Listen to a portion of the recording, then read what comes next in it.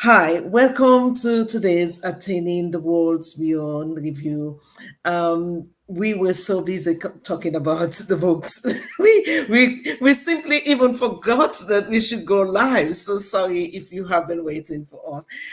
Today we are going to be reviewing chapter 25, which is the process of conforming to the Creator. Today we have three members of the club. We do not have delays in two, so they're both busy with family matters. Hopefully they will be with us not next week because we're not meeting next week. We're going to meet the week after. We have spiritual retreat event to attend to next weekend. My take on this particular chapter is it's a very short chapter, but again, very deep. So clearly, we are not going to talk about it today in completion because we will do injustice to it if we do so. And we don't want to just gloss it. What is Dr. Lightman actually communicating to us here? I like the way he titled this chapter as the process of conforming to the Creator, because in essence, that's the purpose of creation. Ultimately, we have to get to this point where we become similar to the Creator.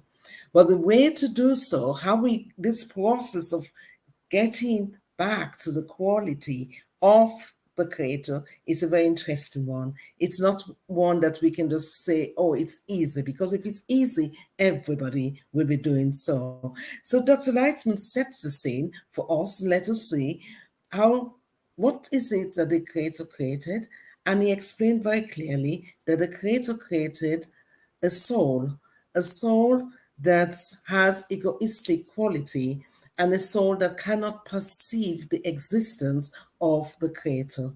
And as a result of that, the soul behaves as if. But the purpose of creation itself is explained as to do good to the creation. And this is where the process of conforming begins to happen. So, why is it important? Because the Creator wants to do good. And if the creation has no concept of the Creator, then how are they going to interact? One has a perception of the other is blind and deaf and numb to the existence of the Creator, because that is the nature of creation. So this entire chapter is trying to explain to us that ultimately we have to make a transition, and the transition is the first task we have to do. If I was in a classroom, I would ask the student, the first task we have to do, what is that task? We have to put something called a restriction, and that restriction equals masa. And until we do so, we won't be able to even start the work, because there's a reason why we have to put that masa. I'm going to hand over to Francis, and you continue from that point. Yeah, thank you, Sheila. Yeah, so that, as you said, this whole chapter is a very profound chapter, as short as it is, yet profound, and it's nothing to rush through. And so it really puzzles me in looking at what Dr. Lightman is discussing in this very chapter, because the Creator, in his wisdom, creates a desire that is, separate from himself. In other words, he gives the desire independence, what I will call freedom. He gives the desire a freedom, to operate, but then also retains control over the Creator completely. He says he retains control over the Creator completely, the created being completely. In other words, as you said, the process of coming back, from just not feeling the Creator, not having that connection with Him, coming back to merge with Him is such a huge thing. Is a mammoth task. When I read, that's the word I use, is a mammoth task. And we ourselves, we can get to a point where a human being can say there's no creator because we don't even feel him. We don't perceive him at all. How do we journey from the point where we don't feel him at all to the point where we completely merge with him? That is a mammoth task. And that is the work that we have to do here. And so, as you're saying, a person has to be able to enter the realm where he achieves a limit or a control on the reception of other pleasures. We are surrounded, we swim in a sea of pleasures, but then one pleasure trumps all the other pleasures, which we do not perceive. That is the Creator himself.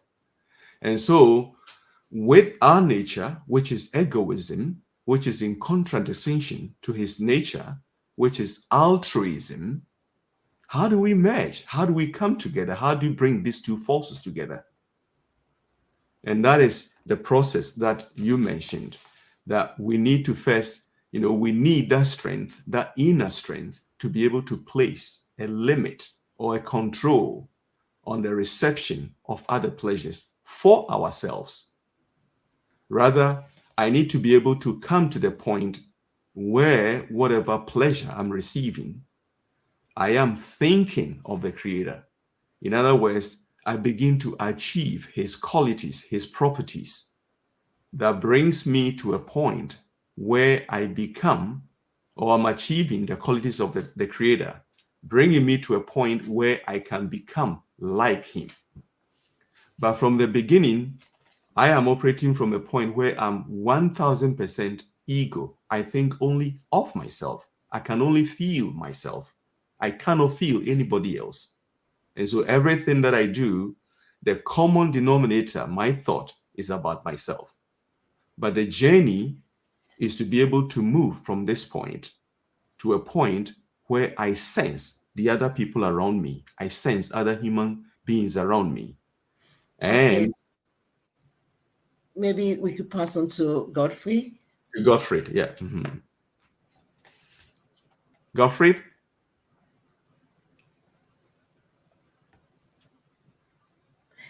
Okay, I don't know. I think Godfrey is technologically challenged. Let me then move on because I'm just in the interest of time. We need to kind of go into another level. So there's the restriction, which I mentioned. And why do we need to restrict this ego? Because without an inner restriction, we will just take everything for ourselves, and then the purpose of creation will never be met. The purpose, imagine a world that is created with abundance, but abundance can only be given if there is a quality of abundance. And Mm-hmm. if there's no quality of abundance, then nothing will be received. This is the challenge of humanity, and this is the challenge of creation itself. So, this restriction, the purpose of it is really not to just restrict ourselves for the sake of restriction, it is to restrict ourselves for the purpose of doing something. This exercise itself is about becoming in the same quality as the creator. So the intention has to be, okay, I'm going to receive your pleasure, but I'm not receiving this pleasure for myself.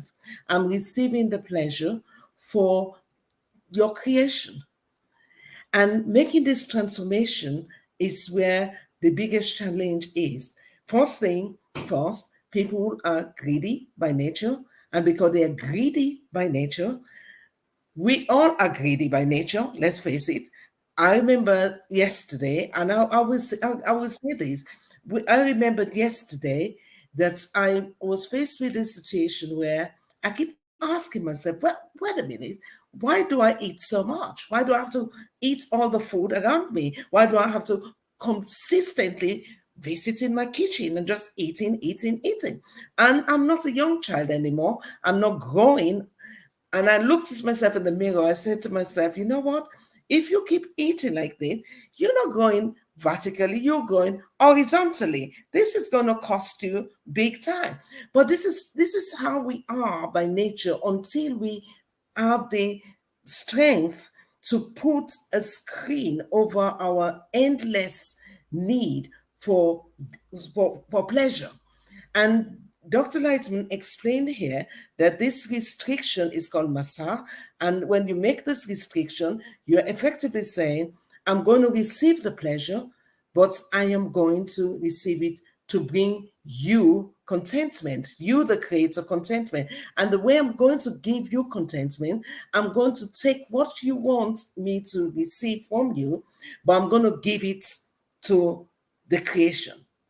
So I remembered yesterday, I have to tell myself, okay, you know what, Sheila, you're going to have to stop eating, because if you don't stop this endless eating, if you don't put a restriction here, you won't be able to bring contentment to the creator. You won't be able to do the work of the creator. You won't be able to satisfy the needs of the creator. So you have to turn this whole thing and say, creator, you want to give me lots of food, but I'm going to restrict myself, because if I don't restrict myself, I won't be able to give you the pleasure that you really want for me, which is to walk for you in your kingdom, to share the good news that you've given us to the rest of the humanity. So this is what we have to do. But we do know that in the previous chapter, Dr. Lightman also talked about faith. He also talked about prayer, because if it was easy to rise above the ego, everybody will do it. But it's not easy. So prayer is a very, very important part of this process. Very, very important. If we don't pray, we don't get the assistance that we need from the Creator. Francis, do you want to add any more? Yeah, I mean, what I would say is, just to cap it before you summarize, it boils down, what you said just reminds me of mutuality between us as the created beings and the creator. In other words, the purpose of creation is to delight the creatures with pleasure. But then, because we are created, we are actually wired that way. We just receive and receive and receive. And so the word that sums it up is egoism. Now, how do we turn this around? The Creator wants to bring us to a point where there is mutual bestowal. In other words, I receive only when I have that intention, or that masak, as you mentioned, that I'm receiving this pleasure only for the sake of the Creator. In that way, we also become givers. We become givers, just like the Creator is. So we get into the realm of mutual bestowal. And I think that, for me, that captures the very pivot of this chapter. Sheila? Yes, absolutely. Mutual bestowal is what we want to get to. Mutual giving is what we want to get to, and that's the goal of creation, and is the goal that will take us to the spiritual heights. Because this entire book is about how do we go beyond this world. This world meaning this world of egoistic nature. This world being of an egoistic desire, these ends around us at the expense of others as well. And very often, this is where we become so different. But it talk about light. It talks about different types of lights. But we won't talk about those this week. We'll go into those next week. But there are other things that perhaps we could touch on in summarizing this wonderful chapter. First things first, our spiritual ascent, how high we go spiritually, depends on how high we can put this masa. This masa is a very important part of our spiritual growth and development. In addition, it talks about the fact that we are in a sea of light, but we perceive the light differently because we have boundaries. Our inner boundaries have egoistic qualities within them, and that's how we are perceiving. So it gives we feel something, we hear something, we have a sensation, then it produces a picture or an experience, and we then begin to relates to the experience, but we don't know that the experience is actually there to tell us something about what we need to correct. Something that's, very often somebody might demand something from us, and then we feel it as a loss. And then we begin to argue, and then we begin to fight each other. But the correction here is to put that masa, is to step back and ask salient question: how can I receive something here for the creator? What is it that the creator is trying to give, and how do I receive it correctly? And very often we don't do that because a natural way of dealing with life is automatic. The egoistic nature kicks in, and that's what we do. So next week we'll go into it a little bit more in depth, where we'll begin to look at the details of what not next week, the week after next, well, what we need to do. So until then, see you next week, and we wish you all the best. We hope you enjoyed the video, and we see you next week.